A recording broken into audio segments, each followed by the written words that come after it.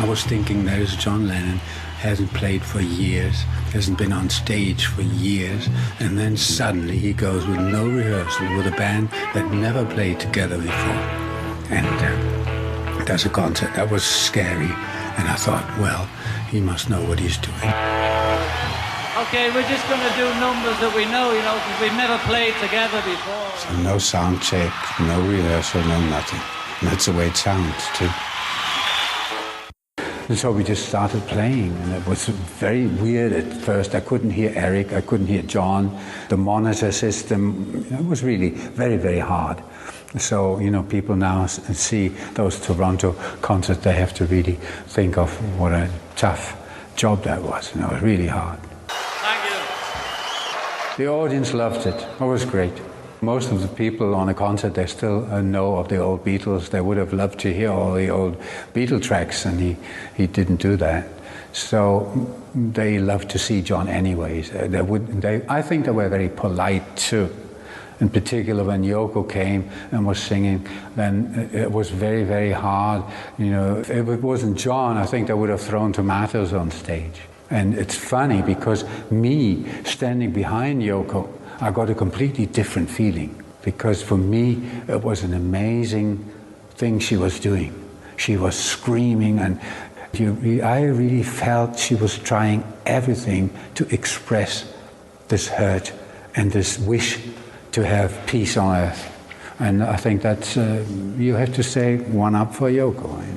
Then we'd finished with the Yoko song, because you can't go anywhere after you've reached that sort of pitch. Yeah. And to end the show, I just said, look, at the end, when she's finished doing whatever she's doing, just lean your guitars on the amps and let it keep howling.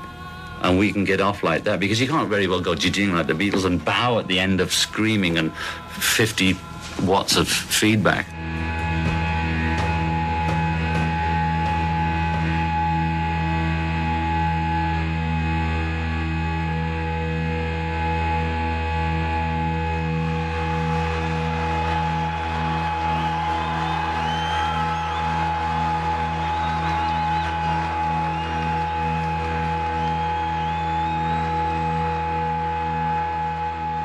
Can't get out of my bed.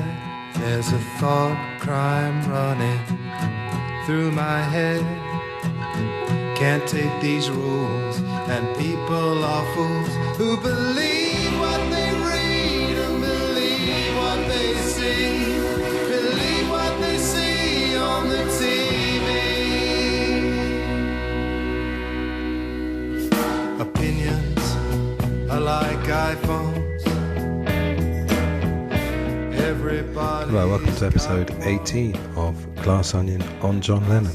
The episodes are coming thick and fast now, and this is the final part of my talk with Ken McNab about his book and, in the end, the last days of the Beatles. Ken and I went on something of a journey. We recorded our conversation in a few different parts, and I managed to stitch it all together, but it was a wonderful experience, and I consider Ken a friend now because of this thing we went through together.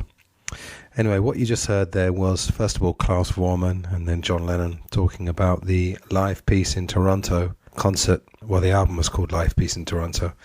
That's from September 69, the concert. And that's one of the things we talk about, Ken and I, as we cover August to December 1969. I'd like to congratulate Ken for having the longest podcast in the short history of Glass Onion on John Lennon. 2 long podcasts together. It was a pretty long conversation, but it was loads of fun, and we both enjoyed it. We got lots of good information out there, and really the Beatles 69 was a remarkable story in every way.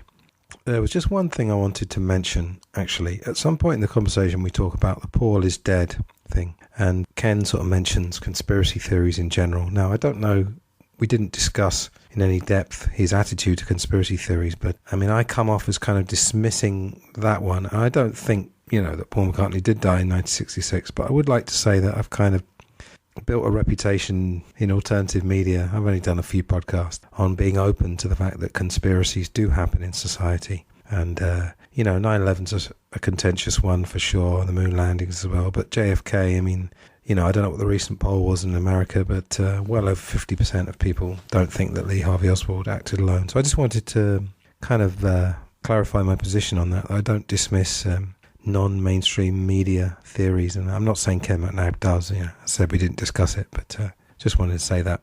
So we round off the year of 69, and I thought the outro we did, which was quite long. I mean, we got to the end of his book, and then we talked about, trying to define the Beatles' magic, and we decided that the elusive nature of it was quite magical in itself. So we were very pleased with the conclusion of this conversation. So please, if you do decide to listen, or you're listening to this, obviously, if you are hearing my voice, you're listening to this, please do stick around to the end. And I'll be back at the end with a few words, but I'm trying to make the intros and outros a bit shorter since the podcast getting longer. So anyway, I'll see you on the other side. Enjoy.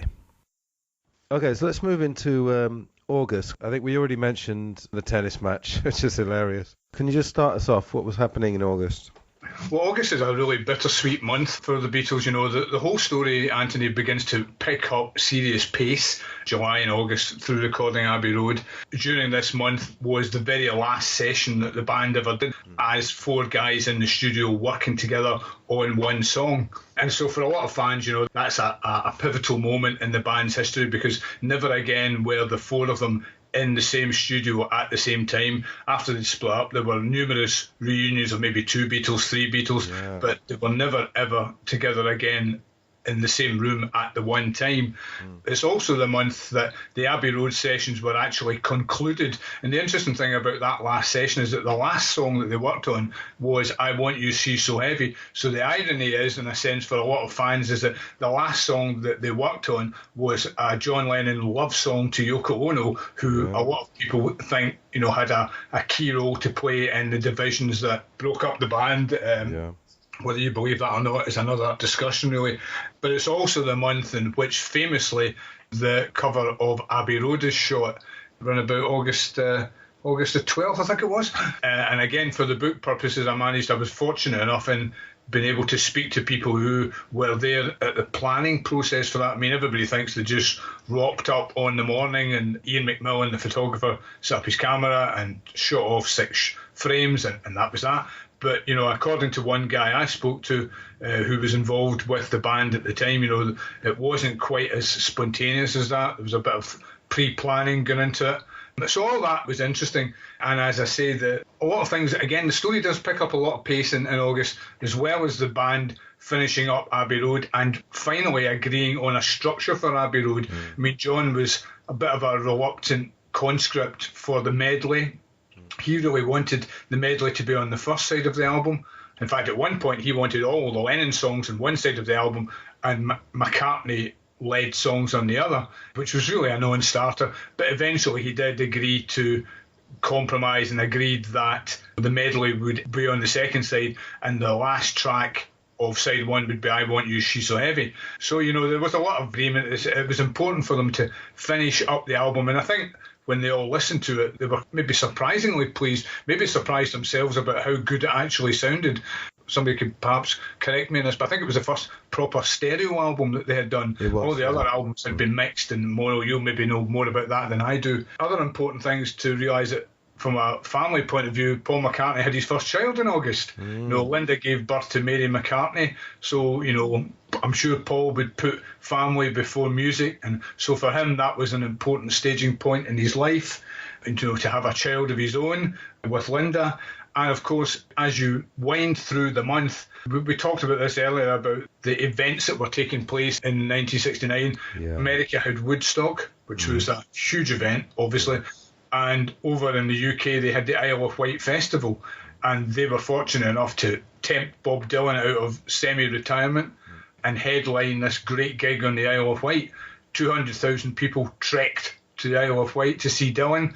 And of course, the big rumour at the time, and these things do grow arms and legs, but the big rumour at the time was that the Isle of Wight would see all 4 Beatles on a concert stage for the first time since 1966 to play with Bob Dylan, which would have been fantastic, as I'm sure you agree. But again, having spoke to key guys that were involved in organising the Isle of Wight Festival, they were able to shed some light on what really was going on. I mean, 3 Beatles did go. John went, George went, and Ringo went, and there's some great pictures, fantastic pictures. I've seen it, yeah. And there is perhaps an argument for saying that Paul might have gone, but Linda, as I say, had just given birth a few days earlier, so it was a non-starter, really, Yeah. But it was an interesting conversation to have, because, again, you go into these things, Antony, and you actually want to perhaps confirm a few myths. What actually happens is that you speak to these guys and they dismantle the myths. Yeah. So, but either way, it's a win-win, because you have a story, and I always go back to the story, and it's important to be as accurate as possible, because things do grow arms and legs. Yeah. Okay, I just want to say a couple of things. There was also the Manson Murders, of course. Yeah, showing the light and dark of the 60s. The thing about them being together for the last time, you talk about them coming out of Abbey Road Studios about 1:15 in the morning, very inauspiciously. There's this amazing thing, I was saying earlier that I think there's something supernatural about the Beatles story. When I was reading Tune In, those things where if you put a camera in the sky and you plotted the movements of a day, like fast speed, I noticed in Tune In, obviously John met Paul, then they met George, and Ringo's around Liverpool. If you did one of those in the years before they got together, you'd see the Beatles all sort of scurrying around Liverpool and then finally getting together. I know, yeah. There's this incredible thing that after that date, as far as I know, and I'll probably ask Mark Lewison this if I ever meet him, as far as I know, they were never in the same room after the 22nd of August. Yeah. And what was amazing, there were all these times when there's 2 or 3. So in a funny way, it almost went in reverse. So before they met, they were 2s and 3s, and then they were 4. Then they were 4 for 7 years, and then they were 2s and 3s again. 2s and 3s. It's so strange. So it is incredible, weird, I mean, you touched on the last time they were together, which was as you mentioned, the photo session at Tittenhurst, which is pretty grim, really. They don't look very happy. I mean, it's an incredible session. It's one of the most photographed sessions that they ever did. And Yoko and Linda are there. And if the old adage is true, Antony, that every picture tells 1,000 words, these pictures tell 1,000,000 words. And unfortunately, you can't take them back. They are what they are. They are amazing, visually, though, at that time. John with the long hair and the beard, George with the equally long hair. Yeah, it's probably my favourite image, actually. I love the sort of rockiness of it all, the sheer masculinity of it all, in a sense, Yeah. The other weird thing is that they never had beards at exactly the same time. Yeah. I don't know why I noticed these silly things. They obviously all got the moustaches after they had their break in autumn 66. But they never had the beards, and funny way, we will talk about Paul is dead later, but once again, he's clean-shaven, the other 3 are all bearded, and there's an amazing shot, I think I've got this right, it seems like the photographer was maybe crouched, because it looks like it's looking up, and you've got the 4 Beatles and then the trees. Do you remember that one? Yes, I do remember that. I think the picture's taken by Ethan Russell. Right. And he calls it his weeping cedar picture. Oh, that's it. Yeah, you talk about it. Yeah. Because it's almost like the tree envelops them, of embrace almost, and they don't look very happy. But that's his favourite picture of that session. And some of the pictures are tremendous, And then, of course, you've got the very small cine footage that you mentioned earlier. Every time you see that, you're lumping a throat, because that's really, to have some footage of them. I mean, wouldn't it be incredible nowadays if we think, Antony, about how everything in people's lives is documented to the nth degree, yet there's not any great footage of them, live film footage of them in the studio recording Abbey Road. How cool would that have been if you could see that? There are some still pictures, but to have been able to see them actually work would have been tremendous. I mean, it works both ways, doesn't it? Because in one way, you're right, it would be good. We'd have more video footage if it was now. But as I was reading your book, I was trying to imagine if it was all happening now. And there's that amazing thing, I'm not going to backtrack, just to say this one thing. When they all went on holiday in June, I think I'm right in thinking they were all basically out of contact for 3 weeks. I mean, can you imagine that now? That just would never happen. And the thing is, I think from reading your book, as I said, I feel like I was born in the wrong place. wrong time, sorry, not the wrong place. Probably the wrong place as well. There's this thing about there seems like no mystery anymore, because everything's documented. Yeah. There's a wonderful mystery about it. And the press, it seems. I mean, we'll get to the Abbey Road reviews, which I was shocked by a couple of those. But the press seemed slightly less savage, or maybe they were just slightly less sort of ubiquitous then. I don't know. Yeah, certainly perhaps less invasive, less intrusive. Although I think John and Yoko got a hard time, but not maybe to the same, not as viciously as it might have been further down the line. Yeah, I was a bit shocked actually. Though, a few years ago, I read Laurence Olivier. I can't remember if it was a biography or an autobiography. And I don't know if you know, he was married to Vivian Leigh, and then she suffered from mental illness, which is probably why her portrayal of Blanche Dubois was so amazing, because there was so many parallels. And Laurence Olivier actually looked after her as a friend for many years. And there is a shocking story that he was looking after her in the bedroom, I think, and a photographer or journalist had shinnied up the drain pipe or whatever it was, climbed up the window to take a picture of them. So even in those days, you know, it was... yeah, you had vintage paparazzi. Yeah, absolutely, yeah. Should we move on to September? There's some juicy stuff there. Sweet Toronto, that was the video I bought, the Toronto gig. So can you tell us about that? Yeah, as August flips into September, one of the first things that happened is that, you know, Dylan is still in the country, and he goes to visit the Lennons, flies in with a helicopter with George Harrison. And you might think, you know, on the surface this would be a meeting of minds. You know, they did have some kind of distant relationship, but I mean, you're talking here about two of the biggest icons of the 60s in John Lennon and Bob Dylan. But it was a very stilted visit. I don't think, you know, by all accounts, and again, having spoken to people who were in the orbit at the time, Lennon tried to get Dylan to play on a new recording that he had called Cold Turkey. But Dylan was in a sort of country phase at the time, and it's very hard to imagine him joining in a song about heroin withdrawal. So it didn't go very well, and it didn't last very long, but it was a snapshot, a window into that kind of mindset at the time, and things that don't always get into the public domain. But September is probably the most heartbreaking month in the history of the band ever, because there were so many things going on. Important to realise again that running on parallel lines with all the music, as we've already mentioned, is the ongoing battle for Northern songs. And over the summer there had been a lot of coming and going, turned into a battle in the City of London over the ownership of the company's shares. And to cut a long story short, by September the battle was almost over, and Sir Lou Grade's ATV company finally got the deal over the line.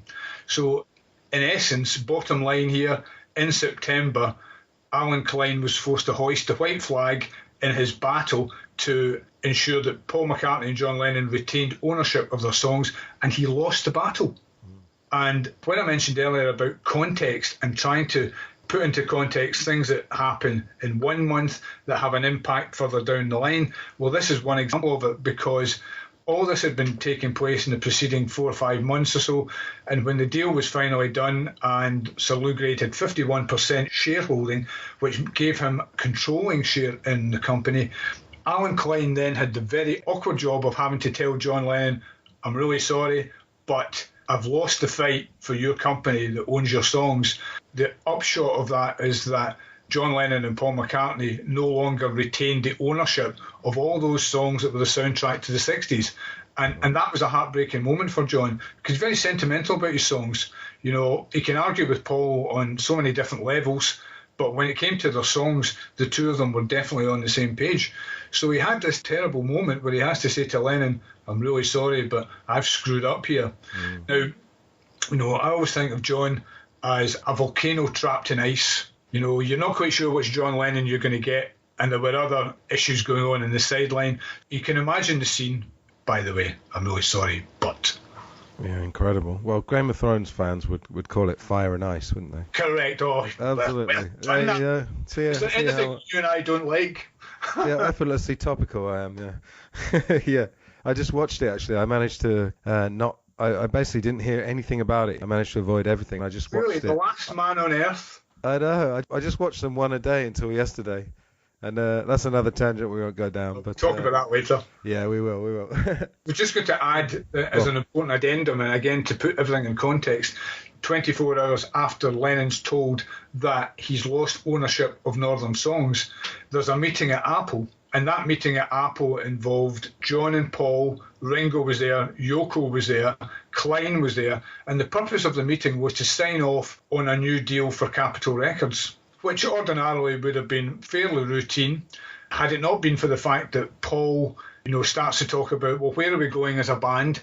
You know, what's the future here, lads? You know, are we going to make more records? Because there was a doubt, and he's naturally buoyant for these things. He's the ultimate showman. He wants to tour. And he's going on and on and on. And John hears this steam train in his head, and the train's getting louder and louder and louder until it reaches that breaking point where he suddenly snaps and says to Paul, I want a divorce. I'm leaving the band. And that is the moment when it all goes sour. Yeah, he said, "I think you're daft." I wonder if he said something a little bit stronger than that. I'm quite sure he did. Yeah. Something a bit more profane, perhaps, you know. Yeah. There's no doubt. But I think that it wasn't just the frustration of Paul that was bothering him. Again, to try and join all the dots, Antony, what was at the back of his mind was the Northern Songs debacle. That feeds into the whole scenario. It's not just about Paul. In the background, he can't shake this terrible angst, despair, call it what you like, that the songs he owns are now in the hands of the very people that he despises, the city fans. Yeah. And he hates that. So I think all that played into the whole routine. I spoke to a guy called David Nutter, who was the photographer for the Lennon's wedding in Gibraltar, and by coincidence he was in the building at the time, and he was asked to take some pictures of them signing this new deal. So he took the pictures, walks out the door, and then hears this almighty shouting match. And had he been there 30 seconds earlier, he would have been a witness to terrible history in a sense. Yeah. I did ask you actually, if this is possible, could you sum up why Klein lost that? And not so much in the sense of the business, but sort of more psychologically. How did he play it wrong? Is it possible to sum that up sort of briefly? I think Alan Klein was out-hustled by a hustler.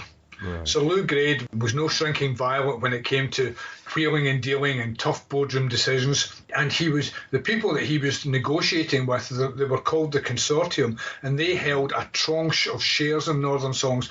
They were the deciding factor. If they had sided with the Beatles, with McCartney and Lennon, then they would have had control of the company. If they go with Lou Grade, then he's got control of the company. But Lou Grade knew who all the players and actors were, whereas Klein came over as abrasive and American and foreign. There's an element of that probably involved, whereas Sir Lou Grade, he certainly wasn't genteel, but he was British. I'm not suggesting there was a sort of xenophobic element to it, but, you know, Klein was a distasteful character, very unlikable, the fat controller. In any negotiations that he came across as hectoring and a bully, no, I'm not suggesting, I mean, you know, Lou Grade certainly wouldn't be squeaky clean when it comes to character, but he was able to deal with the key parties and get it over the line. And at the end of the day, I think Alan Klein just came over as an extremely dark character. Yeah, I think it may not have been blatant xenophobia, but I think listeners have to remember that even though if you read your book, you'll see, you know, the Beatles are going on holiday to all these exotic places, but people didn't have the means to travel then, did they? No, generally. Absolutely. So you didn't have as much exposure to foreigners. You know, people have to try and remember that. It's almost impossible if, say, you're a young person now reading your book, like a teenager or something, to try and imagine that. Yeah, you know. I mean, the world was a much smaller place. Oh, yeah, absolutely. Another key staging post in September was that John Lennon was invited to take part in a concert in Toronto. In essence, it was a peace festival type thing, a lot of old rockers on it. It was a sort of rock and roll revival concert with the aim of, you know, promoting global peace. They were struggling financially. The thing was going to be a bust. And somebody said out of the blue, why don't we try and get John Lennon? He's a great rock and roll fan. He might come and maybe introduce a few numbers from the stage. So the guy phones up Apple and gets to the switchboard, and they were desperate, but they get through to John Lennon. It's a bit like phoning the Vatican and the Pope picks up the phone, you know? I mean, who knew, you know? So this guy gets through to John and he's very excited, and he said, you know, would you be prepared to maybe, by the way, this is happening in 24 hours' time. And when we mentioned earlier about the world being a smaller place, it's a smaller place for some people, Antony, but not if you're a Beatle and you can, you know, access all areas and you can step on a plane. You can get stuff happening immediately almost, can't you? Yeah. I mean, 1969 was also the year of Concorde's first flight, but unfortunately that was not available even to the Beatles.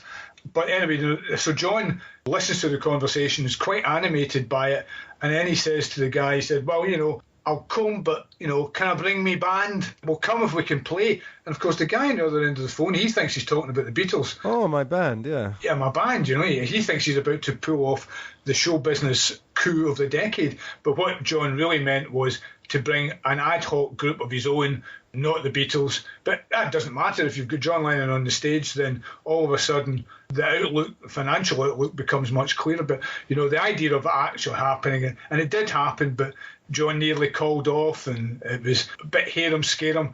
But they ended up playing with Eric Clapton, Klaus Voormann, Yoko was there. Alan White, who became the fantastic drummer for Yes, was there. So it was a huge success, and it's one of the great moments of 1969 where John Lennon appears on a concert stage in front of thousands of people. So, I think it had some hairy moments to get there, but they did pull it off.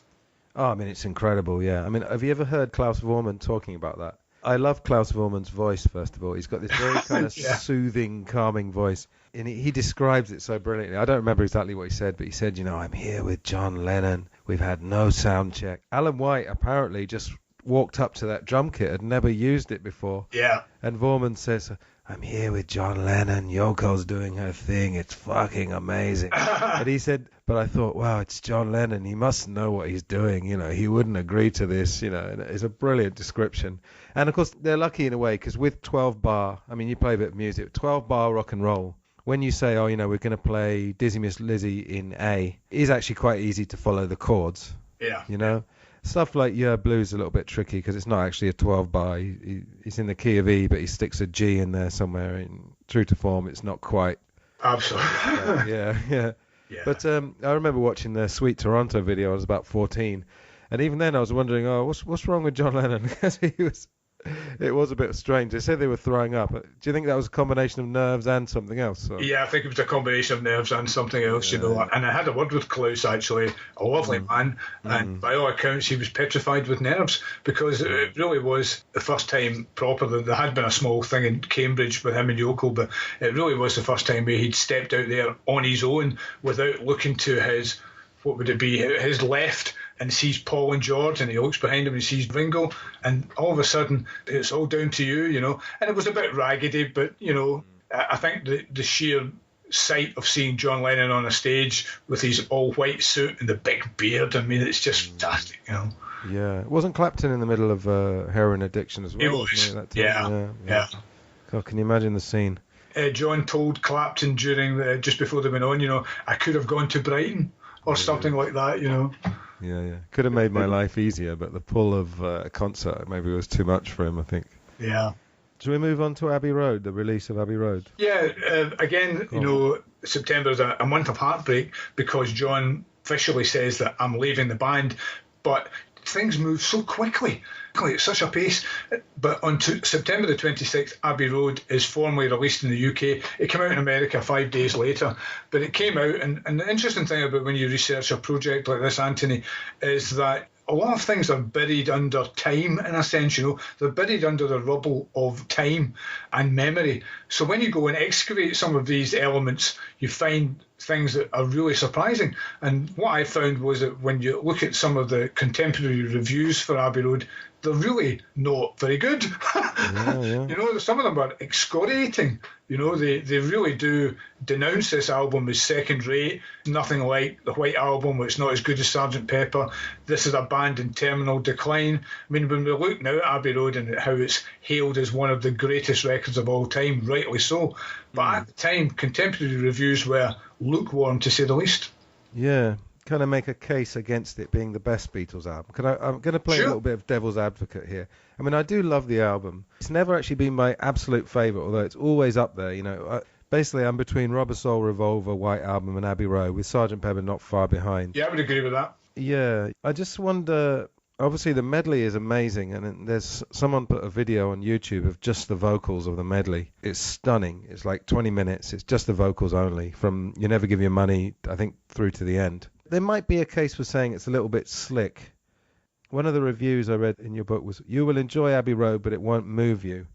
And I think, again, I don't totally agree with that, because I think the soaring vocals just will move you. But is there a case for saying it's a tiny bit slick and maybe it's not revealing as much as other albums, as other lyrics? I think that's a very fair assessment. I do like the medley, but there are one or two elements of it where lyrically, I'm just not so sure about John's contribution to it. And there are one or two songs on the album that I could easily live without. I mean, you can say that about any album, but it is undoubtedly slick.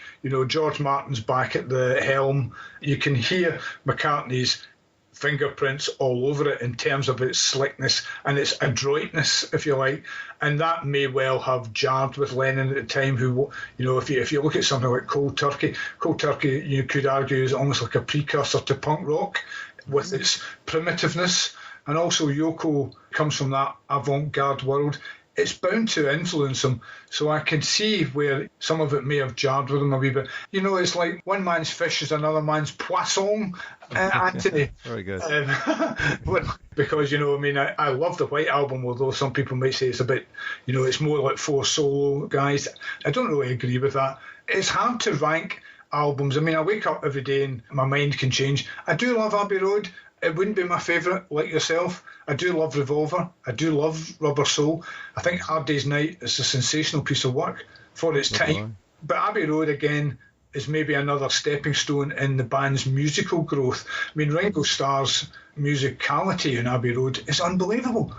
His drumming, you know, he gets such a bad rap. I think his drumming in Abbey Road is as good as anything Bonham ever did, as good as anything Keith Moon ever did. It's sensational. Well, you point out on Here Comes the Sun all those funny time signatures.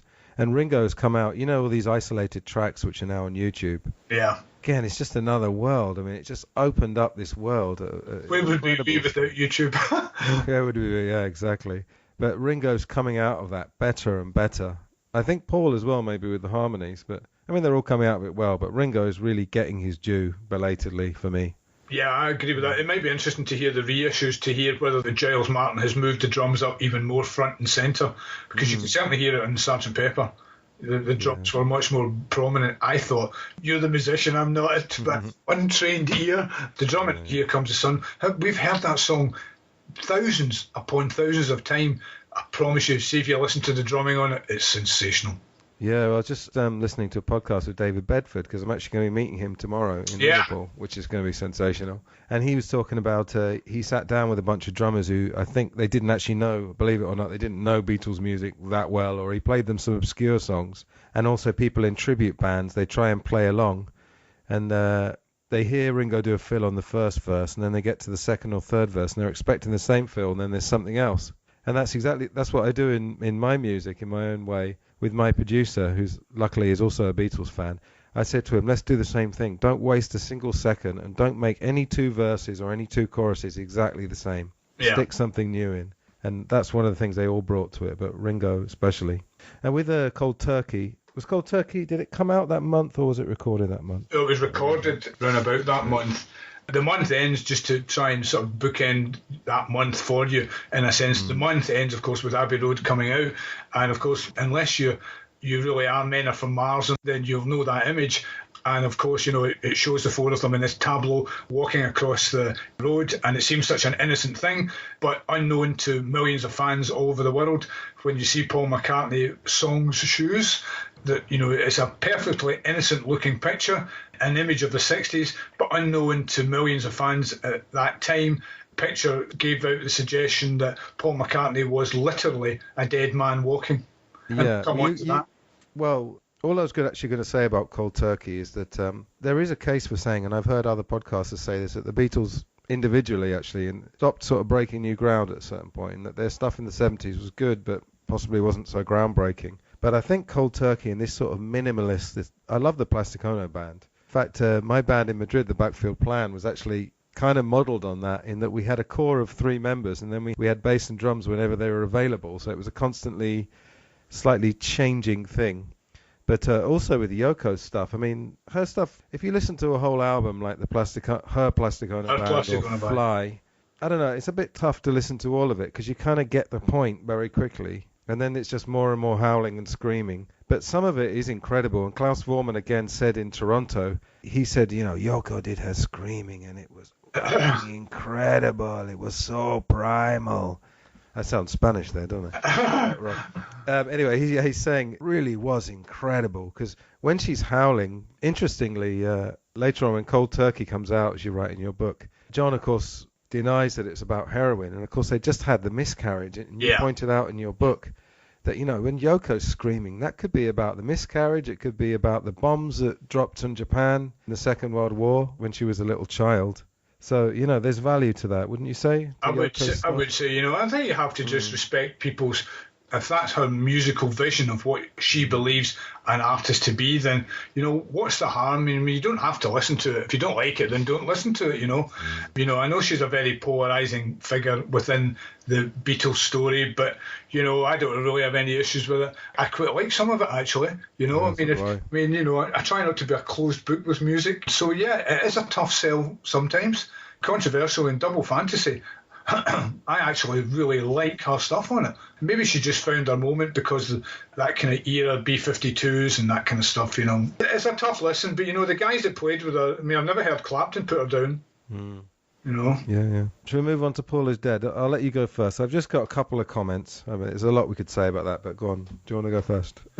Well, the Paul is Dead, when the image came out, and some people then came up with this bizarre theory. Mainly it came from America. The 60s ripe for conspiracy theories, the Kennedy assassination, the moon landings, but the Paul is Dead imbroglio really topped it all in a sense. There had been rumours about him having been killed in a car crash going back to 1966. So all these moon howlers, in a sense, have nothing better to do than try and stitch together this unlikely scenario. But the Abbey Road cover lent serious credence to this, because somebody came up with a theory that the cover actually depicted a funereal procession with John, I think, as a clergyman. Ringo was the undertaker because he was dressed all in black. George was the grave digger because he was wearing 60s rock star uniform denim. And Paul McCartney's barefoot. Why is Paul McCartney barefoot, and why should that be significant?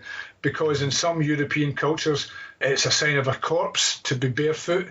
But the most important element was that the cover picture showed Paul McCartney holding a cigarette in his right hand when, of course, he's naturally left-handed. So all this fed into this bizarre rumour, which even in a pre-internet age took hold very quickly, and the flames were fanned all over the world. As I say, it emanated from students in America, a student magazine, and then somebody phoned into a radio station in Detroit, I think. Was it Detroit? I think it was Detroit. Yeah. And the DJ who was on at the time said it's absolute rubbish. This guy said to him, well, you should listen to certain records and all the clues are there. And he said, well, this is absolute rubbish. The DJ Russ Gibbs, wasn't it? Russ Gibbs, yeah. Russ Gibb, who, very, very high-profile DJ at the time, puts a call into London to Eric Clapton and says, we're going mad here because we've got this Paul is Dead rumour, and it is rubbish, but do you know anything about it? And Clapton says, well, I'm sure it's rubbish, but funnily enough, I haven't seen him for 6 weeks. And that then planted a seed in Russ's mind that, there might be something to this. But anyway, it's amazing how it grew arms and legs and became probably the most bizarre subplot of the entire Beatles story, that Paul McCartney was in fact dead and had been replaced by a doppelganger, if you like, for the last 4 years. The fact that doppelganger could write and craft songs like Hey Jude and Let It Be and Penny Lane is neither here nor there, because why let the facts get in the way of a good story? For those who do believe that rumour, and I think it is quite creative, the way they've come up with all these clues, but the biggest counter to that rumour is, if you think about how many hours, I don't know how many hours of audio there were in January 69, that means that when they were talking about all those old stories, they would have had to have planned exactly what they're going to talk about for 6 hours a day, and they would have had to have told Billy Shepherd or whoever it was. They would have had to said, right, at some point we're going to talk about this, and they would have had to have trained him on all those stories. The other thing I was going to say about that is that I have a slight theory that Paul was taking chemicals a bit stronger than we think. Because I have to say that if you look at, there's that quite weird interview from January 67 when he's talking about the establishment and rules, and he's really rambling. I think facially he did change, and he looked a hell of a lot thinner, which gave the illusion that he looked taller. Weirdly, he does look quite tall. He does, yes, absolutely. Yeah, but there are a couple of... Actually, I noticed on Sgt. Pepper, he's actually taller than all the others, where they're supposed to be the same height. I don't know if he was standing on something, but anyway. But if you look at John, one time I'm going to make a side-by-side photo. If you look at him, when they made the videos for Help and Day Tripper, that was autumn 65, and he was quite chubby. If you compare him with the Sgt. Pepper party in May, where he just looks dreadful, he just looks absolutely horrible, haggard and ill. If you look at those side by side, if you came up with a John is dead theory at around the same time, it would probably be quite plausible because they just look like two completely different people, and I would have to put that down to drugs, to be honest. I recently found out that Paul actually took LSD in December '65, a bit earlier than we thought. That has been publicly documented, yeah. Yeah, that's right, yeah. So that's my little theory, but it is certainly a little bit weird. He does look visually a bit strange, but then by '68 he looks pretty similar to he did in '66. But anyway. Yeah, it's strange. I mean, you're absolutely right, the observation about his height. I mean, even today, he still looks quite tall for a guy. So, you know how we all sort of shrink a wee bit into a husk? Yeah. He still looks relatively tall. But, you know, it's when the rumour became part of the public domain, nothing sells better than death. You know, so sales of Abbey Road went off the chart. And it had already gone to number one across the Atlantic and here. But, you know, the record sold in huge amounts, partly fuelled by the Paul is dead rumour. Nothing helps an artist's sales figures more than death. I mean, you only have to look at down the line to Elvis see how, as well. You know. Elvis made more money in, I think it was a year after his death, than he had in his whole career. Yeah. And of course, there's the Mark Lewison talked about the memorabilia market of Beatles took off after 1980. I mean, that's the thing that, you know, I think listeners should think about. We won't discuss it now, but why does that happen? Why, when someone dies, does people start buying all their stuff suddenly? But so we're into October now. I'd like to know, Monty Python's Flying Circus started. Correct, absolutely. And, you know. My favourite quote, I'm sure you know this quote, is George's one of saying that the spirit of the Beatles went into the Pythons, because obviously the Beatles were on their way out and the Pythons were started. Are you a Monty Python fan? Do you know something? I'm not a Monty Python fan. Right. I know that moving swiftly along. No. And now for something completely different. Not so much because I don't appreciate the comedy, but when I was growing up, my mum certainly was very traditional, Church of Scotland, and there's that peer pressure when you're at school and your friends are all watching this new cool programme and you're not allowed to watch it because it seems to go against your mother's family values or your parents' family values. Yeah. Anyway, I did manage to persuade her once to let me see it. It was a Sunday night, I'm sure, BBC Two, and it was one of Terry Gilliam's sketches where the woman's pushing the pram along the street and somebody looks into the pram and then says, "Oh, what a lovely baby." Oh, yeah. You know? And then all of a sudden this foot comes down and at that point my mother had to reach for the smelling salts and the off button, and that was all I ever saw of Monty Python. I'm a great Fawlty Towers fan, but so Monty Python kind of passed me by, unlike Mr. Harrison, of course, who was the programmes, in fact they all were, but George especially, you know, when it was broadcast in October, he and Derek Taylor watched it together, I think. That's right. And I mean, it did appeal to their humour, very anarchic, and he couldn't believe that a programme like that had never been done before. Yeah, I think, to be honest, I think I've seen all the series, and I have to say that the TV series is pretty uneven. I think the first series is the best. Yeah. Cleese, of course, didn't do the last series. He got sick of it. I think the films, obviously Holy Grail and Life of Brian, I think are masterpieces. I think they're almost like, obviously there's a story attached to them, but it's like they saved all the best gags and they didn't let any of the bad gags get into the films. Yeah. Whereas in the series, it's a bit uneven. But I don't remember if I mentioned this earlier. We were talking about Yoko, and I said about this book, The Beatles and the Avant-Garde. After I read about Yoko, I'm sure I already said this, but anyway, I felt like suddenly you can do anything. And I think with Python, even if, you know, you don't think all the gags are that funny and everything, when you watch it, you are inspired. I mean, there's one episode where I think they were all half an hour, more or less. The credits roll after 15 minutes. The credits. And then there's another 15 minutes of the normal program. Yeah. So even if you don't think it's funny, would you agree that if you're a creative person, when you see something like that, you suddenly think anything goes, you know, and it's a very liberating thing, you know? Liberating is the word I was thinking of. Yeah. You know, they did push the envelope, very much a part of the comedy landscape of the 60s, if you like, you know. Yeah. And I can see why it would appeal to Harrison in particular and Lennon, you know, this kind of anarchic humour that hadn't been done before. So, yeah, he became a great champion of the Pythons. And as you say, that madcap spirit of the Beatles kind of seeped into the Pythons in a sense, you know. So, yeah, first programme was shown in October 69. That's right. And you'll know that, of course, he helped to finance Life of Brian 10 years later. Yeah, as Eric Idle said, what was it he said? The most expensive cinema ticket in history. It's a great line, isn't it? And George had a great line. Why did you finance it? Because I wanted to watch the film. Exactly. So, great stuff. All right. What else in October? Well, in a sense, in October, the future of the Beatles, in a sense, is in limbo. And the reason is because only a few weeks have passed since John's made his bombshell announcement that he wants to leave the band. So, everybody goes their separate ways for a few days to let the dust settle. And, with each passing day and with each passing week, and there's no contact between John and the rest, then the longer that goes on, the more one or two people are beginning to think, because there was always a possibility that John, being John, would have turned around and said, guys, I was only joking. Yeah. It's very much tongue-in-cheek, why don't we get back together again? What are we doing? That kind of rallying call. But that call never happened. Part of the reason for that, it maybe should be pointed out that in October, Yoko had a miscarriage. Oh, yeah. And, it doesn't matter whether you're a world-famous pop star or just an ordinary Joe, that's a very traumatic event for any couple. And, as he had done in the past, she was actually taken into hospital on his birthday, which would have been his 29th birthday.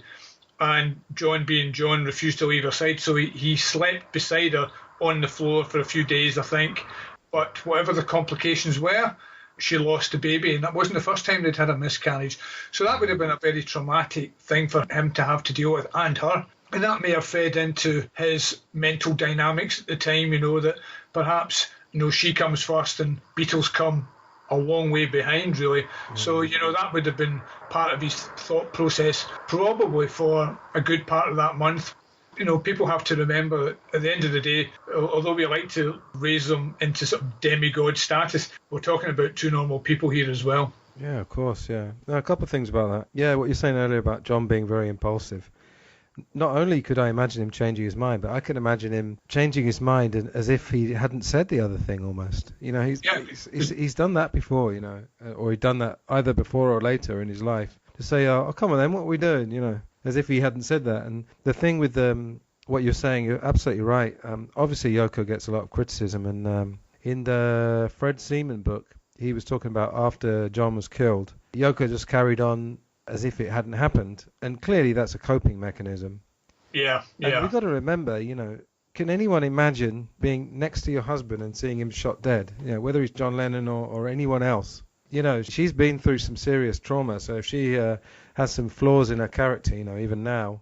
Do you know how far gone she was on those two? Well, she must have been relatively, it's hard to be accurate in these things, but I would imagine she was certainly at least 6 months. Oh, God. I mean, if the honeymoon, I'm just trying to base it on Dr. Ken, if the honeymoon was in March and they did spend a week in bed, and so to speak. What's that the reporters were there cramping? Yes, by the time even my maths could work it out. So, maybe between 5 and 6 months. So the funny thing is, Antony, that could be wrong, because I was thinking about this. I don't remember seeing any pictures which show her pregnant. No, I've never seen any of her pregnant, in fact. And it's an interesting moment to just consider.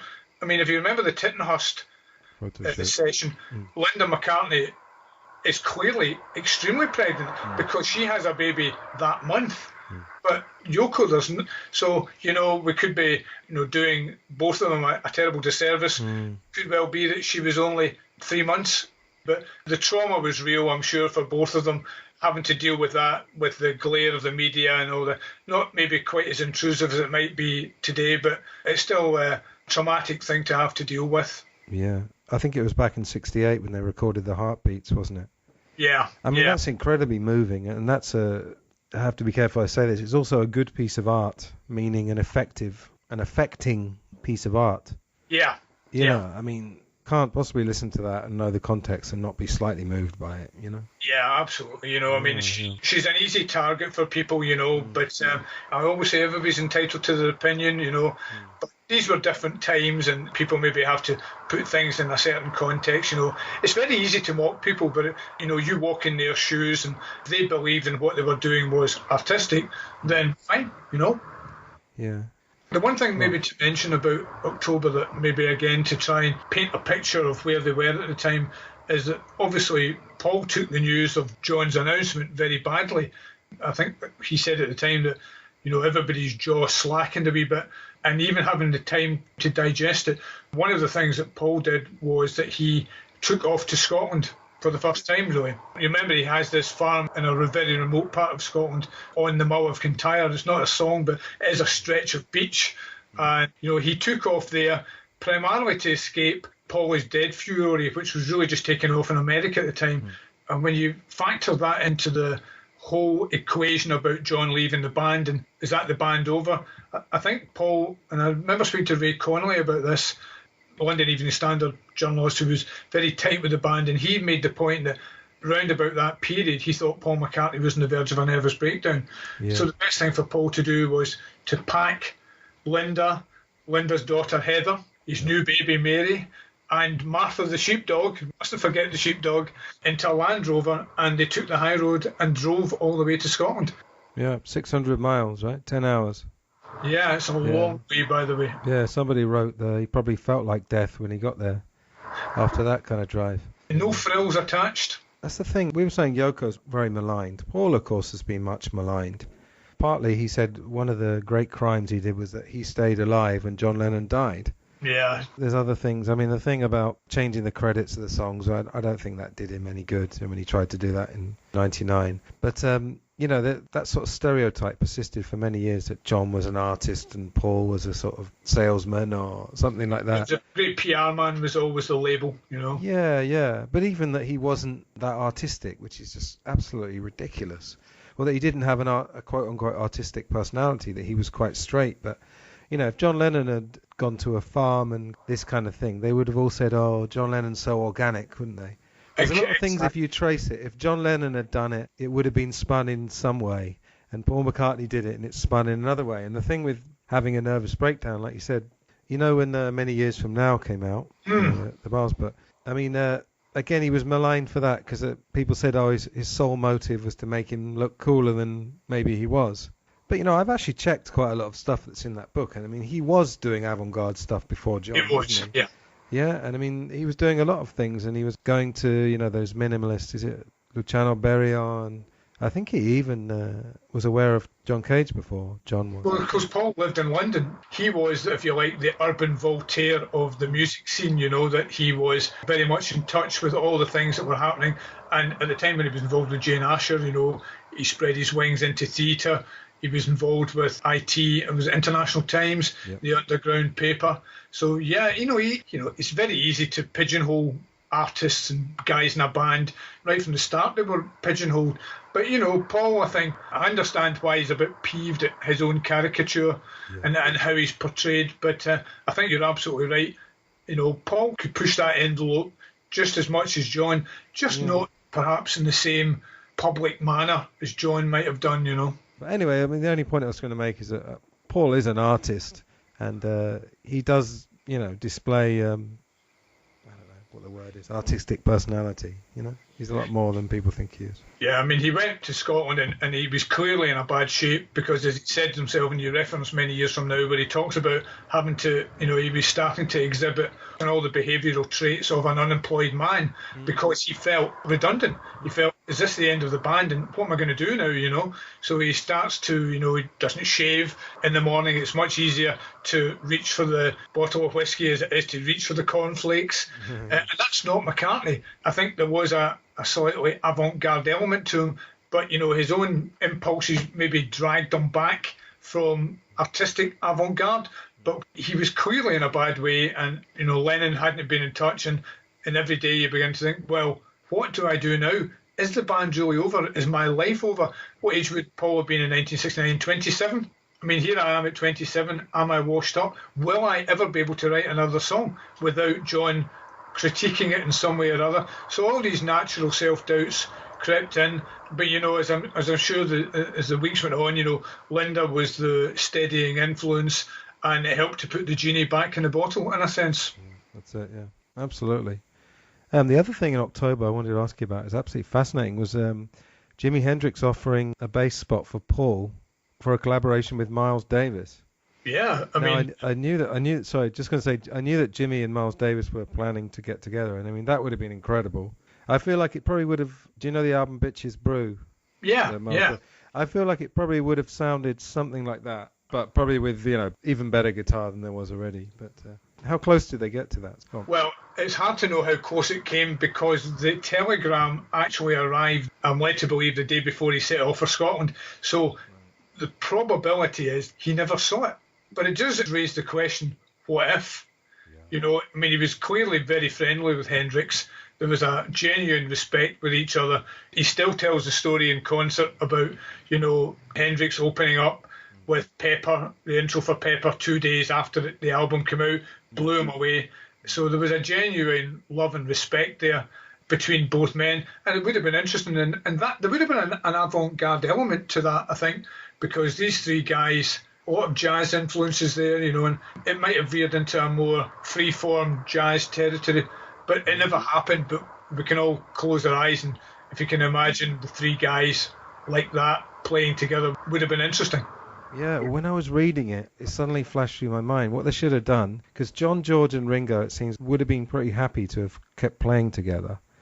They could have got Klaus in to play bass. Yeah. And then Paul could have joined Jimmy and Miles. And yeah, it might have worked for a while, you know. I don't know how long it would have lasted, but yeah, it would be hard to imagine the band without McCartney, though. They probably would have changed the name, I suppose. They could have been Plastic Ono Band, I suppose. Yeah. Because he played with George on the Imagine album, and he played with Ringo on the Plastic Ono Band album, and Klaus was he on both of those? Yeah, I think he was. He was, yeah. Yeah, he was, yeah. It's also maybe worth pointing out that Klaus Voormann did join John in the studio that month to record the proper version of Cold Turkey. Oh, yeah. And, you know, and also Ringo was on that version. And it's sometimes said that John did offer Cold Turkey up to the band, and I think McCartney and probably George nixed it straight away. And, you know, the idea of a song coming out under the Beatle brand dealt with, in the same way that Dylan didn't fancy it, dealing with heroin withdrawal, just didn't tick the right boxes. So, of course, John, in his customary blunt fashion, would say something like, well, bugger you, I'll just put it out myself. And at the end of October, he, Ringo and Klaus, and I think Clapton might have been there, recorded a proper version. And it is interesting that Ringo's on it, Antony, because it does nails partly the myth that maybe the Beatles didn't fancy it, but Ringo certainly had no problems. Ringo would play with anybody, I think. Again, speaks to his friendship with John, that, you know, when it came to laying down the tracks for the actual single, that Ringo was on it. And it's a great, it's a what? Cold Turkey is a great song. Great. Oh, it's brilliant. And I love that bass, like do do do do do do do do do. It's really simple, but it's very really Klaus, good. isn't it? Yeah, Klaus is great. Yeah. Now I was liking it to if George came in and said, I think, you know, Hare Krishna Mantra, which I think is a good record. I like that. So do I. Yeah. Yeah. Absolutely. It's very hypnotic, in fact. But it's a bit like him offering it to them because it's so him. You know, like Cold Turkey, obviously the heroin experience was only John. I think it's maybe just a little bit too close to that one person, you know. I mean, Hare Krishna Mantra and the other one, Govinda, is brilliant. I mean, it's a great melody, and you could just imagine that might have worked, you know. But maybe at that time, you know, the idea of collaboration between all four of them is beginning to dissipate a wee bit. There's not quite that same musketeer mantra that there was before, where you have all for one and one for all, and everybody's happy to work in each other's songs. After Abbey Road, that kind of collaborative atmosphere is gone. Well, I go very much with the thing, we probably talked about it earlier, that Abbey Road in a way was quite calculated, and that none of us want to leave the world with what they thought was a crap album, Let It Be. Which isn't really, if you think about the songs on it, there's so many amazing songs on there, but they'd shelved that, and they probably didn't think it would ever get licked into shape properly. So I think for all their pride and their reputation, they all just said, let's do Abbey Road, let's give it everything, because it's probably only going to be a limited time. Yeah. That's the way I look at it. The other things in October, I mean, Sentimental Journey started, Come Together and Something came out as a single. Bracketed as the double A-side, I'm not sure. And it was the first time that George Harrison had been given an A-side in a Beatles single. Partly it has to be said to do with Alan Klein, because there's lucrative song publishing elements attached to that. But, you know, the song stands in its merit, you know, it stands on its own 2 feet. It's a wonderful song, something. And Come Together is a wonderful song. We used to talk about the idea of Penny Lane and Strawberry Fields being a fantastic double A-side. Yeah. Well, Something and Come Together isn't far off it, really, you know. 2 brilliant tracks. And I know I mentioned earlier about John's his lyrical ability tapered a wee bit, and Come Together, to me, lyrically sounds a bit odd. But, you know, he knows what it means. Yeah. Who am I to, you know, to wonder about the meaning of the lyrics in it? As far as he would say, well, it doesn't matter what you think. What's important is what I think. And Come Together, even now, stands out as one of the great rock tracks in the whole Beatles catalogue. Yeah, I mean, I've got that in my notes. You know, this could have been one of the great singles ever. I think it was just the fact that it had been on the album, of course. Yeah. The album was already out, and they didn't generally do that, did they? And I think it got to number 4. But if it had been a standalone single, I mean, I think we might have been talking about it as one of the greatest singles ever. Yeah. But it was already out there, you know. And with those lyrics, I think when you write what are basically nonsense lyrics, you know, I don't mean that as a pejorative. Like, I Am the Walrus. It's nonsense, you know, about get your knickers down and Edgar Allan Poe and all that. I don't think you can quite judge it as a good or bad lyric. I think a lyric that really touches you is a good lyric. There may be something subliminal that people see in it. I think it's just a funky song. Yeah, it is. So the lyrics are fine for the music. Same with Walrus, because of course, I'm sure you'll know this, but Rod Davis was talking about this. A lot of the I Am the Walrus stuff came from that letter that he got, and it was yellow matter custard, something about green slop pie. Yeah.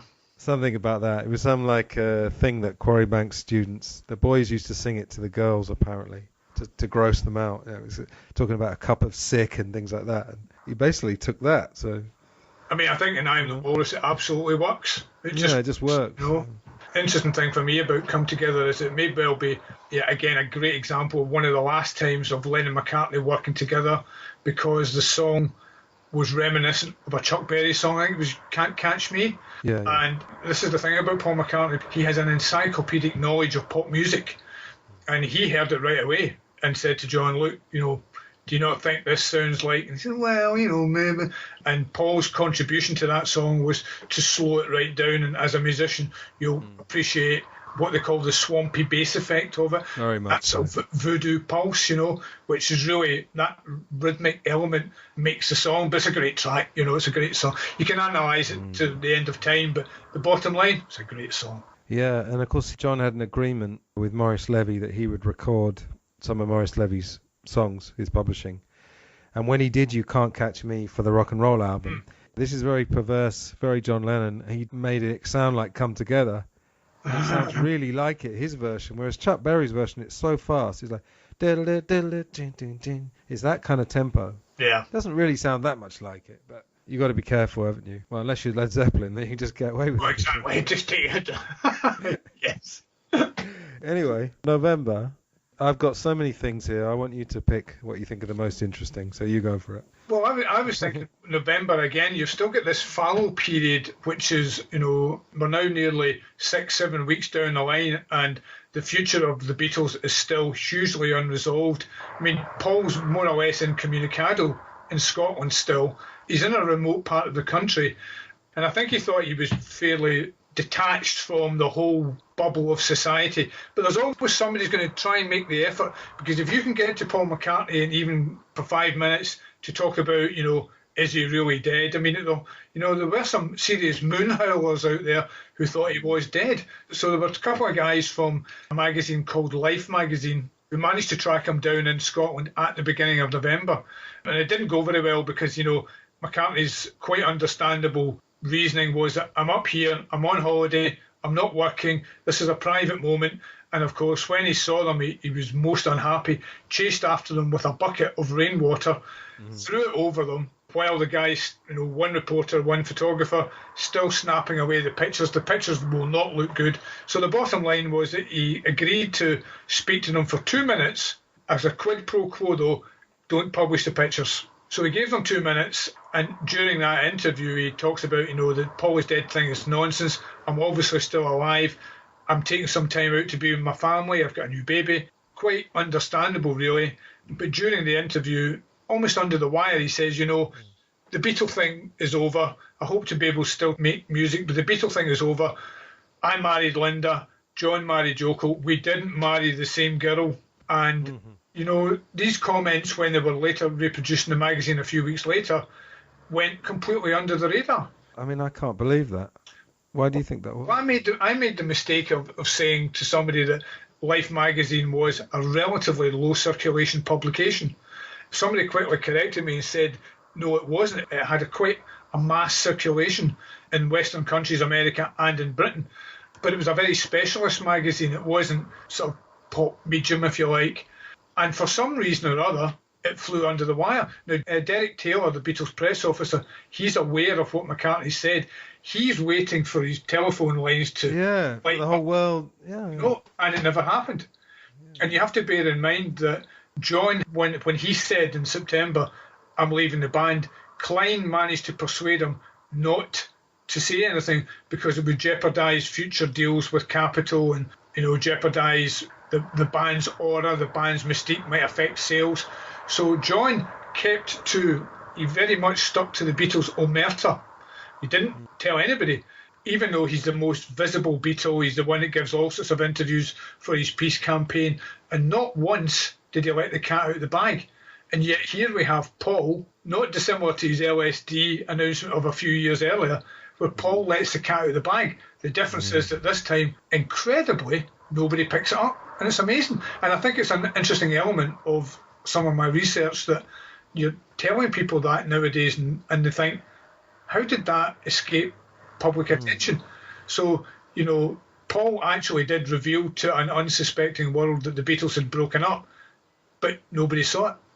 In a weird way, I missed it as well, because I've been into the Beatles for 30 years. I've been reading books and stuff for 30 years, and I didn't actually know about that. It wasn't actually your book. It was just before that. It was about 6 months ago I was reading something. I didn't even know he'd said that either. So, well, I think this is the interesting thing about researching a project like this, that you come at it from almost a new perspective. And what I find is that things do slip under the radar. They do slip through the net, through the cracks in the road. And then all of a sudden you're reading this again, as I've said earlier, through the prism of all these years, and all of a sudden you see it in a different light, because all of a sudden you think, hang on, did he really say that? Yeah. Hang on a minute. And then you go back and you check other books, other publications, and all of a sudden you're thinking to yourself, does anybody know he really said that? So again, so much time has elapsed that I think you're able to present it, not something new, but present it in a slightly different, altered context that people don't realise what happened at the time. So it feeds into the narrative quite well. Well, the other thing with that is that when I was first getting into the Beatles, obviously I found out about the April 1970. For anyone who doesn't know, when he brought out his first album, it had like a self-questionnaire. And I think the key part was, can you foresee a time when the Lennon-McCartney partnership would be active again? He said no. I always felt it was a bit weird that on the strength of that, suddenly there's a headline, Paul is quitting the Beatles. So I wonder if it was slightly a combination of that and the thing he'd already said. Maybe people picked up on it without realising. I don't know, but... Yeah, I mean, he always claimed the interview had been taken slightly out of context. But I mean, if I was, who was the Daily Mirror's showbiz reporter, Don Short. So if I had been Don Short, then if I'd been reading that, I mean, journalists spin things out of context all the time. Unless you're me, of course, because I've never actually done that. Honestly, I don't like that type of journalism.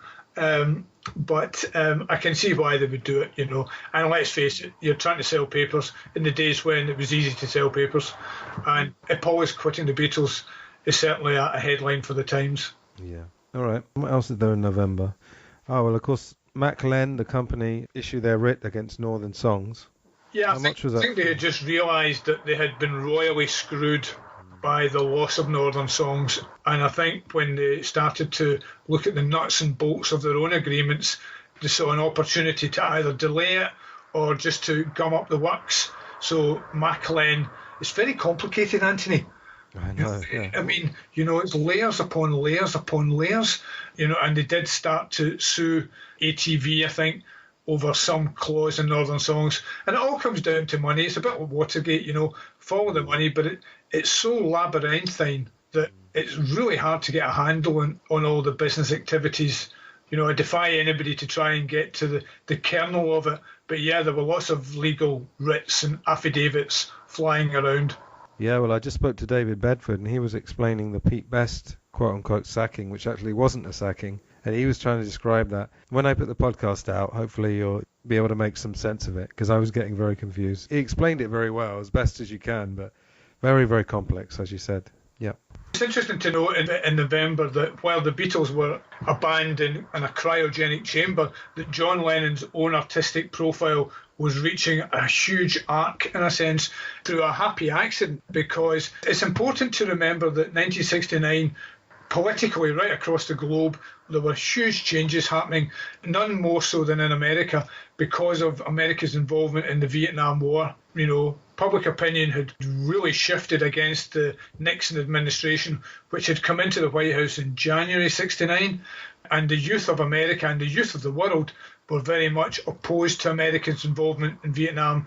You had terrible images, Antony, in the media, and I'm thinking of one in particular with a young girl, no clothes on, running down the street, and in the background you can see this conflagration of a village napalmed out of existence. These images even today are shocking. Yeah. But for American youth at the time, certainly, and not just American youth, but the American pop culture, right across the spectrum in America, these images were shocking beyond belief. And John Lennon was really at the epicenter of the peace movement in that sense. But what brought it to the fore in November was that there had been a huge protest. I think it was called the Moratorium Day. Yeah, it was, yeah. In Washington, where you had 1 million people marching more or less outside the White House in protest at America's involvement in Vietnam. And you'll know the protest singer Pete Seeger, and he was one of the key figures of the protest movement, and he was one of the main singers that day. And I think somebody in the background started to sing Give Peace a Chance, and he kind of caught on to the chorus of it, because it's not really a song as such, it's not a rap or a chant. And very soon when he started singing it, the audience very quickly picked up on it. This is 6 months after the song was released, 5 months after the song was released, and all of a sudden, you know, it's like Catch the Wind. You know, this song suddenly, before you knew it, within 2 minutes, you've got 1 million people singing Give Peace a Chance. Yeah. And it's an amazing moment, a snapshot of the American protest movement. The interesting thing is, of course, that Pete Seeger didn't know the song. He says he didn't hear the song. But if you imagine 1 million people right across the age spectrum singing Give Peace a Chance outside Richard Nixon's house, right outside the Oval Office, it must have been a credible two-fingered salute to Tricky Dicky. Yeah. And I don't believe for a second he didn't hear it.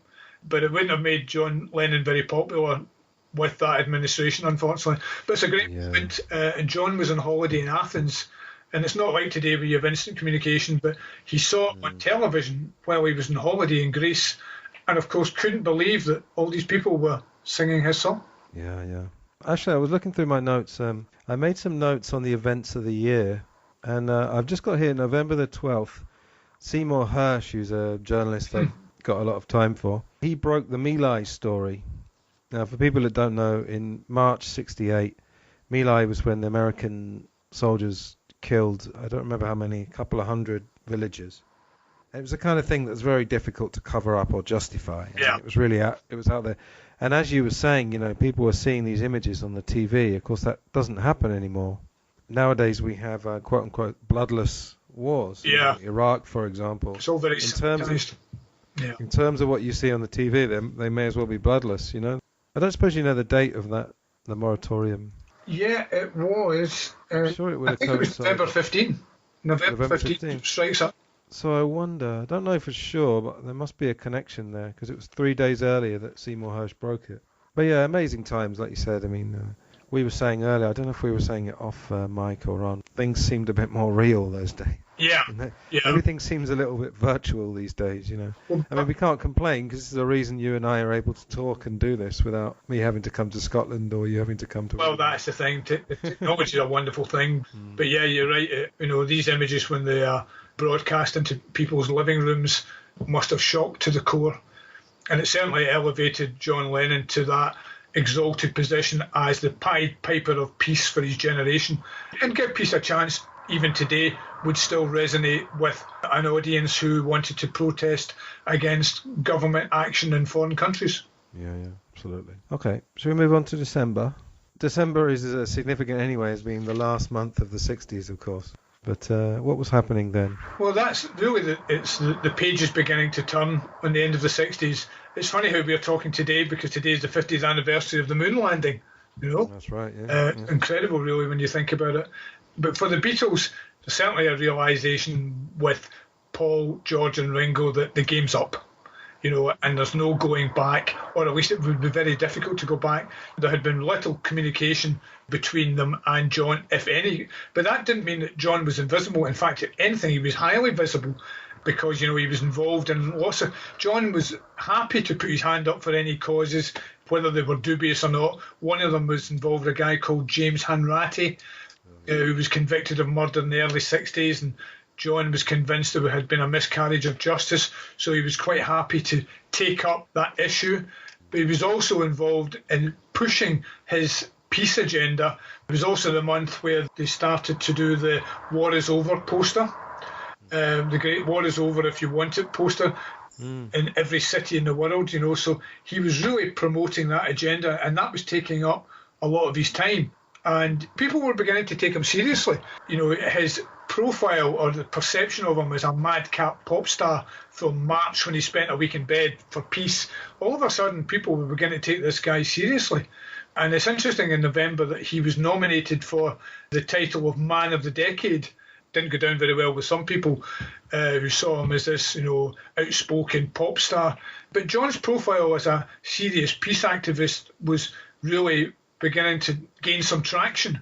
And during December, as an example of that, he met with Pierre Trudeau in Canada. Canada had always been a very safe haven for John Lennon, and he loved Canada. And again, to meet with somebody with the stature of Pierre Trudeau, who was seen as a very young, liberal Prime Minister. Progressive is right. And it wasn't just a convenient photo op. I think they did have a connection. But again, doing some research for the book, I managed to discover that John had also given some secret testimony.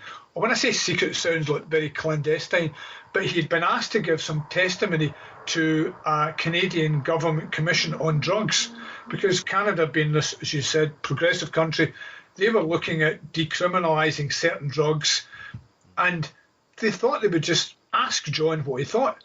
And John gave his opinion to this commission. But the interesting thing was that the testimony was never released. And it was only many, many years down the line that details about this managed to seep out into the public domain. So for me, as a researcher, with a little help from a couple of friends in Canada, it should be pointed out, was able to track down some of this testimony and present it in a cohesive, structured fashion for the first time. So again, I just think it adds to the whole picture of what was happening to various members of the Beatles in 1969, that perhaps people, even hardcore fans, weren't aware of what was happening, that, they weren't just in a studio. There were lots of other tributaries feeding into the whole river, if you like. Yeah. John Lennon said some wonderful things, actually, about drugs. He was very, very tuned in. He said the thing nobody ever talks about is why people want to take drugs. Yeah. And I think maybe he got a bit too close to the truth, because whenever I've seen him say that in interviews, the interviewer doesn't really react much. I think that's maybe a bit too much, because, maybe, our society doesn't quite want to get to the core of that. We'd rather, take drugs away from people and think, the way to cure a heroin addict is to take heroin away from them. Whereas in other more progressive countries, I would say that they realise that that's not the way to go. No, John, I think, was quite switched on. And why not ask somebody like him what their opinion are? Because, politicians, by their very nature, tend to ignore the people who might have some useful contribution to make to the debate. And if you read John's comments, they're really progressive.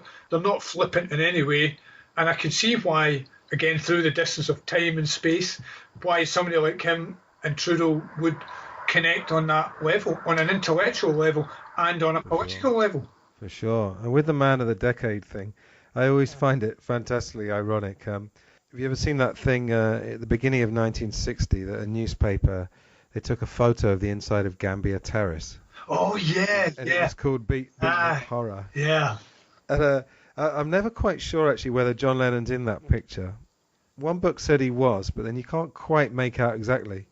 And it turned out that Alan Williams apparently had encouraged him to make the flat look as bad as possible, even though it apparently looked like a dump anyway. I just think that's so ironic that in the first few months of the 60s, John Lennon's in this absolute nightmare apartment, scruffy, horrible, and then he's man of the decade. I know, it's funny You couldn't make it up. It's funny you mentioned, because just before we began speaking again, I was looking at an interview with Keith Richards and Mick Jagger, and they were talking about precisely that, the flat they used to share and the detritus and the mess. And how did you cope? There was only one toilet and there was 8 guys, and was just so decrepit, for want of a better phrase. Yeah. And it was interesting.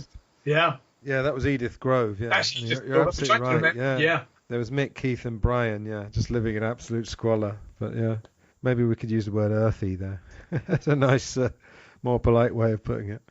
Yeah, there's so many things we could talk about. Could we start rounding it off? Yeah, I was just going to give a round picture of where everybody else was in December. It's easily forgotten that George Harrison went back on the road in December with Delaney and Bonnie, who were the hip, hot and happening new American band. They were the musicians' band. And George decided on a spur, he was asked if he fancied going out with them. Clapton played with them, and it was so different than the Beatles in terms of, there were no egos involved. It was a multi-personality band. George loved it because he could be in the background. Bizarre thing is, hardly anybody knew he was there. It was only when, after a few dates into the tour, and they did tour of England and then Scandinavia. It was fairly brief, but George could be the invisible guitarist. And if you look at the pictures, he looks incredible. His hair's, almost at his waist. I would kill for George Harrison's hair. And so George went out on the road, and again, it's one of these things that's easily forgotten in the Beatles story in 1969, because George Harrison hated the Beatles tours more than any of them because it was just too much, and he couldn't progress as a musician. And here he is stepping out with Clapton, and he loved it because he could be the guy at the back, and nobody paid him much notice. Ringo's film came out in December, The Magic Christian, to great notices, and he's part of an all-star cast with Sellers, Yul Brynner, Raquel Welch. There's some big names in there, and Ringo more than holds his own. I'm not saying the film's great, but, in terms of his own personal reviews, they were very, very good. And he's now beginning to look at a solo career himself with Sentimental Journey. And Paul McCartney, very quietly in December 1969, comes back from Scotland, slips home very quietly, without much fuss, without any fanfare, realises that he can go back to being a musician. If the Beatles are over, then he has to think about his future. And the future for Paul McCartney, as it was then and as it is now, was always going to be in music. So very quietly, moves some recording equipment into Cavendish and starts to record songs in a very lo-fi, homespun, DIY manner. And some of these songs eventually, of course, formed the basis for his own first solo album, McCartney, which came out 6 months down the line. So by December, you can see that they are moving in different directions. And while in Canada, Ray Connolly pitches up to see Lennon for an interview. And during that interview, John tells him he's very excited to get something off his chest. But he trusts Ray Connolly. He's a trusted journalist. And, in these days, they all had their ethics. I'm not saying they don't now, but the ethics held very true. And John told Ray Connolly that he had left the Beatles. But don't tell anybody. I'll tell you when the time's right. And Connolly, rather than, breach Lennon's trust, decided to stay stum, doesn't tell a soul. And then, of course, 6 months down the line, when Paul comes out with the announcement, Lennon's furious that Ray Connolly didn't break his promise. And Ray Connolly said to him, and it's very funny because he said the same to me and he said in countless other interviews, he said, well, I didn't tell anybody because you told me not to. You said don't. Exactly. And Lennon, of course, replied in his normal fashion, well, you're the bloody journalist, And Ray thinks he was being set up by John, I've left the band, but don't tell anybody, thinking that this is the scoop of the decade. But, it came and went, and the page turned at the end of the year from the 60s to the 70s, and to all intents and purposes, the Beatles, as the 4 guys, never got together again. So the sun set in the 60s, and by the same token, Antony, the sun set in the Beatles as well. Yeah, absolutely. So, you happy to round this off? Yeah, no problem. No, I've got a little request for you, Ken. I'd like to read a couple of excerpts from your book, just the very end. I don't know whether you're ever planning to do an audio book of this, but it always sounds so much better when the poet is written. It actually reads it out. Even with my dulcet Scottish tones. So could you read that bit first, Yeah. and then there's one other bit I'd like to read. So go for it. 6 miles away, the chimes of Big Ben rang out across London, a funeral bell tolling the end of the swinging 60s and the end of the Beatles. A requiem for a sunburst decade that dismantled the old order and, for a time at least, ushered in an era of optimism for a better world. The 60s provided a small window when a significant chunk of humanity briefly realised its moral potential and flirted with a collective belief that the love you take really is equal to the love you make. But not even the Beatles could fully live up to the unattainable idealism of Paul McCartney's cosmic couplet. It took John Lennon to eventually spell out the harsh reality. Calling 1970 year one, he issued his own New Year message as the era he had done so much to define retreated into memory. We believe that the last decade was the end of the old machine crumbling to pieces, and we think we can get it together with your help. We have great hopes for the new year. The Beatles were over, but John, Paul, George and Ringo would go on, separate but bound forever, shining on until tomorrow and making the world continue to smile with the songs they sang. And, as so often happened, the last word lies with John Lennon. I met Paul and I said, do you want to join me band? And then George joined, and then Ringo joined. We were just a band that made it very, very big. That's all. Wonderful. And just the very last paragraph of the epilogue, if you don't mind. The very last one. In the weeks and months to come. Oh, yeah. Okay, go on. In the weeks and months to come, Lennon would find instant karma on his own, while telling everyone, quotes, he didn't believe in Beatles, unquote. Harrison would go in search of his sweet lord, while proving that, ultimately, all things must pass. Starr would dolefully admit it don't come easy without a little help from his friends. And McCartney would weep, like the whole world, over the loss of his dear friend, his irreplaceable collaborator, in December 1980. 4 sides, 1 square, a gilded era laid to rest. Yet, it was really only a new beginning. Fantastic. I think the end of a book is very important. When you can end with something like that, when you can manage to sum it up. It's actually, I had to do some talks, and I get quite choked up actually talking about Lennon. I found it really difficult. I mean, I'm not that kind of guy, but it get you, it's really difficult. Over it now, but I had to do 2. I was really struggling, Yeah. And I don't know why. I mean, after all these years, but it does get you, Talking about being emotional, I mean, as we're speaking now, it's the 20th. As you said, it's the 50 years since the moon landings. I've just been in Liverpool for 3 days, and this morning I was walking around. Been there, I take it, have you? Yeah. You know the area where you've got the Art College and the Liverpool Institute, and you've also got Brian Epstein's flat that he let John and Cynthia use, and then you've got Gambier Terrace where John and Stuart. And it's so funny when you spend a few days and you walk around there. I was feeling really emotional and a little bit tearful this morning. Yeah. And I think maybe it wasn't so much John, maybe it was Stuart Sutcliffe. For people who aren't hardcore fans, he died at the age of 21. Was a great friend of John Lennon's and a great artist. It's hard to explain, isn't it? The Beatles have this thing that I was with David Bedford, I think it was yesterday actually. I've lost track of the day. I think we were saying there's a family element to them. Yeah. And family is obviously very important to everyone. You feel somehow like you're part of their family. And just one final thing to finish. I picked up a little book in Liverpool, actually. It's the Sgt. Pepper's Sessions, and it's photos of the Beatles coming into the studio, taken by the Apple Scruffs. Yeah. And there's some fantastic photos that I hadn't seen before. And John Lennon looks pretty frazzled in every single one. He looks pretty off his head. But yeah, the Apple Scruffs, these young ladies, they talk about it, and they were like one of the family. And apparently the Beatles, they used to sign their autographs just John, Paul, They said George was very standoffish and didn't really want any of it. He used to go in the back way of EMI. But the others used to sign John, Paul and Ringo. They didn't even bother putting their surname. Yeah. So I think it's this family element and this...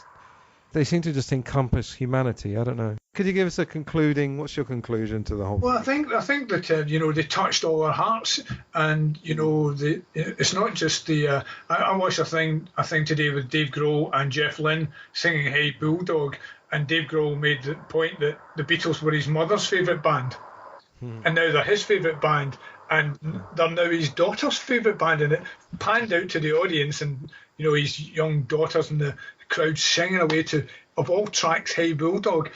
I think it just comes down to the fact that somehow or other these songs touch you on some kind of emotional and spiritual level.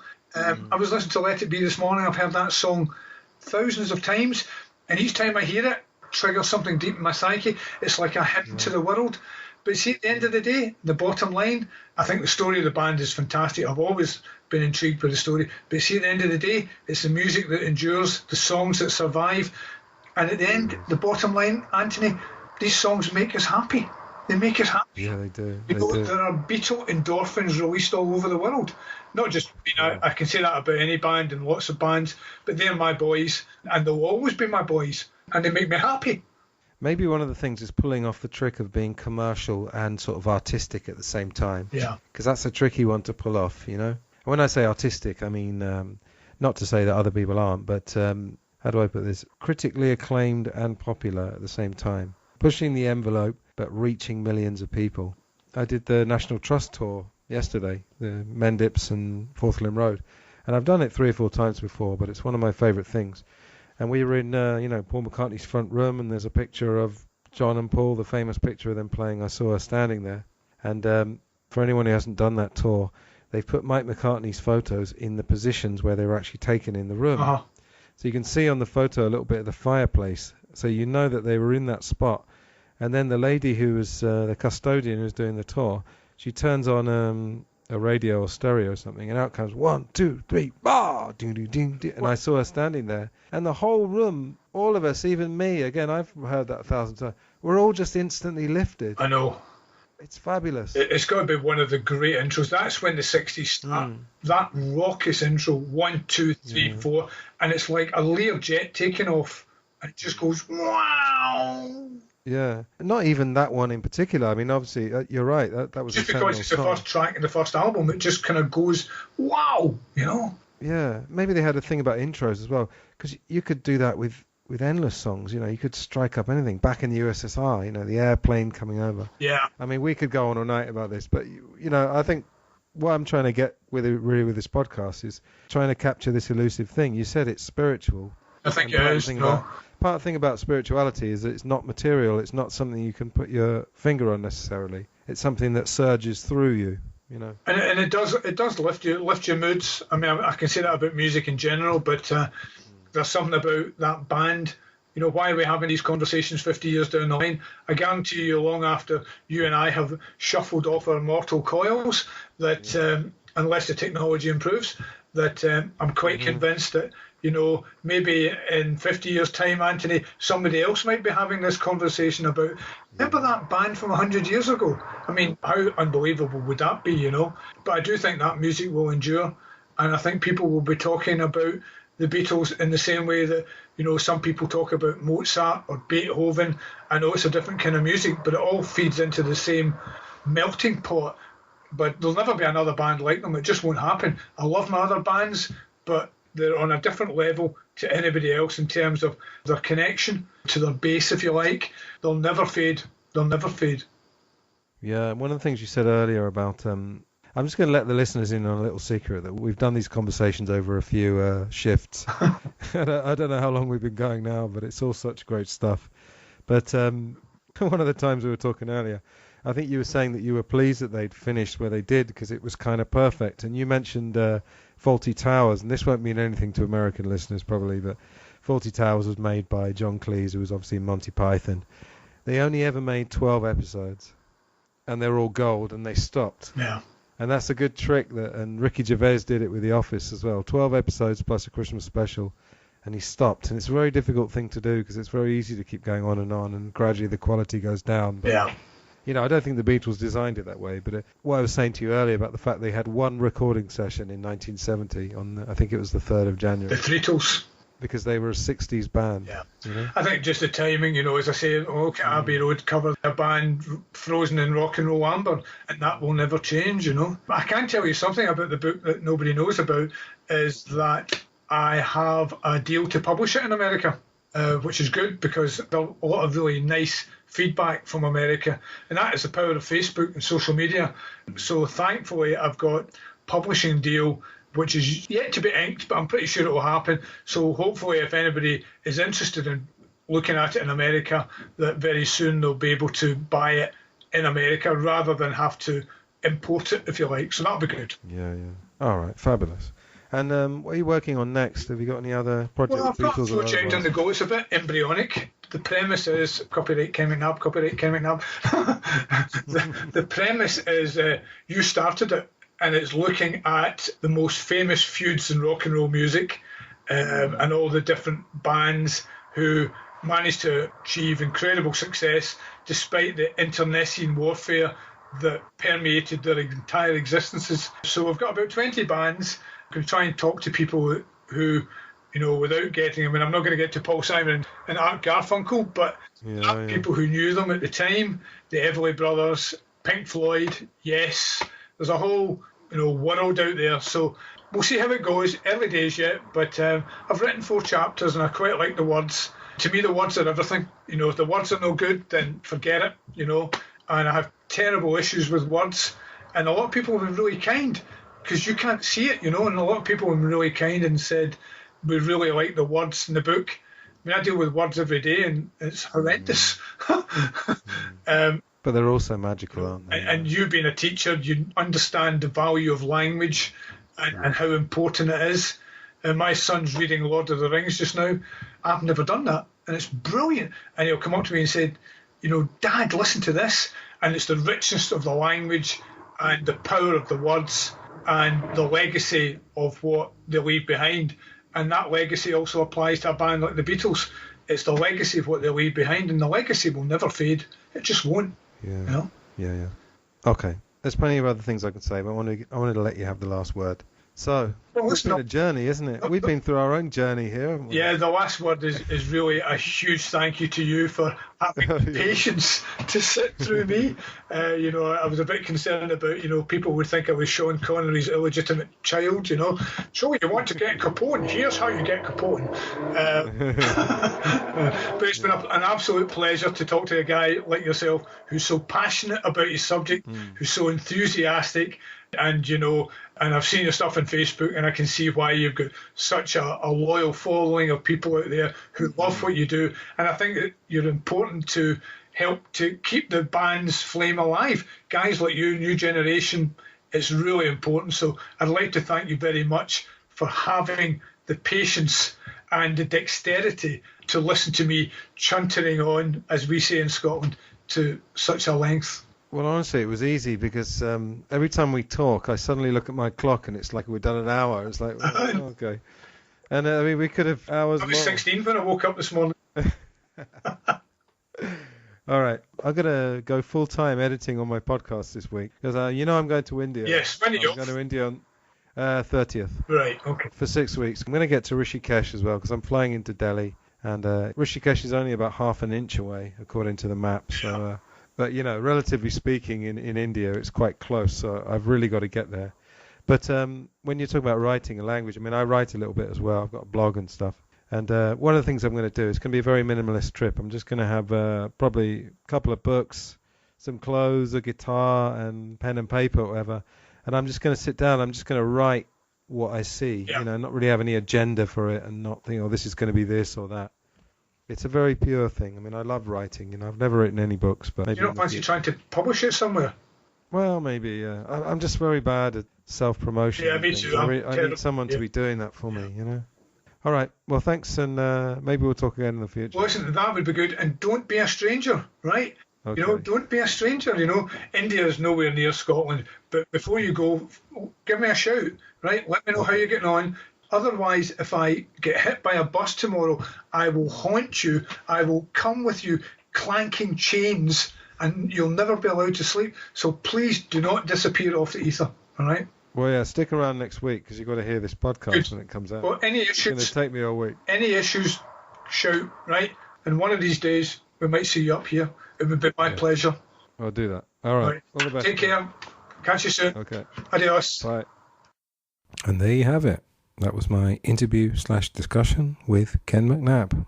And one more time, his book is And in the End, The Last Days of the Beatles. Highly recommended. So the longest podcast is now going to be followed by the shortest outro to say that the next interview, and it's going to be online very soon because I'm leaving on Tuesday the 30th to go to India for the 100th time. And it's going to be with David Bedford, who's a well-known author, born and bred in Liverpool. We had a great discussion at the Jacaranda, but I'll tell you all about that when the episode goes out. So I look forward to seeing you for the next one, and thank you very much for listening, and take care. Goodbye.